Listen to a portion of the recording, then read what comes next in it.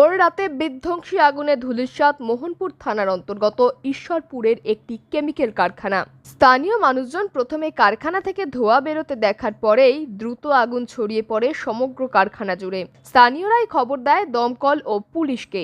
সাথে সাথে ঘটনাস্থলে আসে দমকল বাহিনী। একে একে দমকলের ইঞ্জিনের সংখ্যা বাড়ে 20-তে।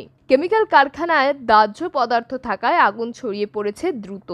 স্থানীয় মানুষজন কারখানার ভেতর থেকে বেশ কয়েকটা বিস্ফোরণের শব্দ পায়। কেমিক্যাল কারখানার পাশে থাকা গেঞ্জির কারখানাতেও ছড়িয়ে পড়েছে আগুন। এলাকায় সৃষ্টি হয়েছে তীব্র চাঞ্চল্যের। স্থানীয় এক বাসিন্দা জানালেন, ঈশ্বরপুর অঞ্চলে একাধিক কারখানা হওয়ায় মাঝে মধ্যেই কারখানাগুলিতে লাগছে আগুন। ফলে দমকল মন্ত্রী ও মুখ্যমন্ত্রীর কাছে তাদের আবেদন, এই অঞ্চলে যদি একটা দমকল কেন্দ্রের অনুমোদন দেয় সরকার, তাহলে দ্রুত আগুন নেভাতে সক্ষম হবে দমকল কর্মীরা। আমরা রাত্রিরে কালী পুজোয় ব্যস্ত ছিলাম, দেখছি কি এটা একটা ধোঁয়া উঠছে। ধোঁয়াটাকে এত দেখছি, আমি সব ছেলেপুলে বলছি কোথায় ধোঁয়াটা লাগছে।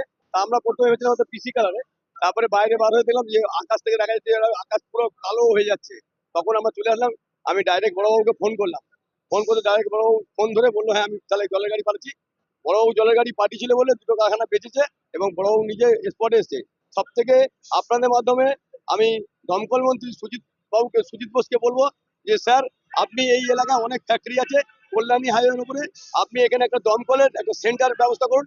দমকল আসতে লেট হচ্ছে, আর দমকলের একটু আমরা বলবো না যে দমকলের দোষ, কিন্তু অনেকটা দূরত্ব হয়ে যাচ্ছে। এই এলাকায় অনেক ফ্যাক্টরি মাঝে মধ্যে আগুন লেগে যাচ্ছে।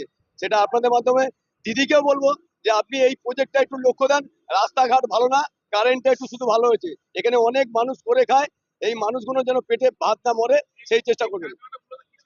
এটা হচ্ছে অয়েল মিল। দমকলের আধিকারিক জানালেন, কেমিক্যাল কারখানায় আগুন মাঝে মধ্যেই কারখানার ভেতর থেকে ভেসে আসে বিস্ফোরণের শব্দ।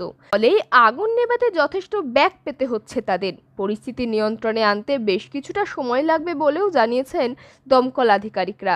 ফ্যাক্টরি রেজিন আছে আর অন্যান্য কি কেমিক্যাল আছে, তো আমাদের 20টা গাড়ি আমরা চেষ্টা করছি যাতে না স্প্রেড করে। এখনো পর্যন্ত মোটামুটি কন্ট্রোলে আছে, স্প্রেড করেনি। কিন্তু এটা একটু টাইম লাগবে, যেহেতু কেমিক্যালে কিছু বাস্ট হচ্ছে হচ্ছে, তো সেজন্য সেফটি রেখে কাজ করতে হচ্ছে, একটু টাইম লাগবে। জলের সোর্স কাছাকাছি, কারণ এই সবই ডিফাং হয়ে গেছে, ইলেকট্রিসিটি বন্ধ, ডিজি চলছে না, সব এরকম হয়েছে। তো আমরা পাশে পুকুর আছে, সেখান থেকে জল নিয়ে কাজ করছি। তো আমাদের 20খানা গাড়ি যেহেতু এসেছে, 20খানা গাড়ি থেকে কাজ করছি, আর ওখান থেকে রিফিলটা করে নিচ্ছি। তো এইভাবে আমরা কাজ চলছে মোটামুটি। এখন আর কোনো অসুবিধা নেই, আর স্প্রেড করার চান্স নেই, তবু একটু টাইম লাগবে, আবার পরে যাবো। ঘটনার খবর পেয়ে সকালেই ঘটনাস্থলে আসলেন ব্যারাকপুর পুলিশ কমিশনার মুরলীধর শর্মা সহ assistant police commissioner headquarter Indrabhushan ঝা। অ্যাসিস্ট্যান্ট পুলিশ কমিশনার ইন্দ্রভূষণ ঝা জানালেন, আগুনের খবর পেয়ে দমকল বাহিনী আগুন নেভানোর চেষ্টা করছে, তবে অগ্নিকাণ্ডের ঘটনায় আহত বা হতদের কোনো খবর নেই। 5:15 নাগাদ ররা থানা এবং মোহনপুর থানার সঙ্গে সঙ্গে খবর পাই কি এখানে একটা বড় ফ্যাক্টরি আছে, এটা আপনার শিউলি পঞ্চায়েতের মধ্যে পড়ে। ওখানে বড় আগুন লেগে গেছে। সঙ্গে সঙ্গে থানার পুলিশ চলে আসে, সঙ্গে সঙ্গে ফায়ার টেন্ডার চলে আসে। আপনারা এখানে রয়েছেন, আপনারা দেখছেন এখানে 6-7 ঘন্টা ধরে টানা আমাদের অভিযান চলছে, আগুন নেভানোর চেষ্টা চলছে। অনেকটাই আগুন কন্ট্রোলও হয়ে গেছে, আর আশা করি আমরা শীঘ্রই ফায়ার সার্ভিসেস ওনার যে পরিশ্রম আছে ওটা নিয়ে আমরা কিছুক্ষণ মধ্যেই আমরা গোটা ফায়ারটাই কন্ট্রোল করতে পারবো। বুঝলাম না, এখন অবধি আপাতত আমরা কোনো মানুষের ক্যাজুয়ালিটির খবর পেলাম না।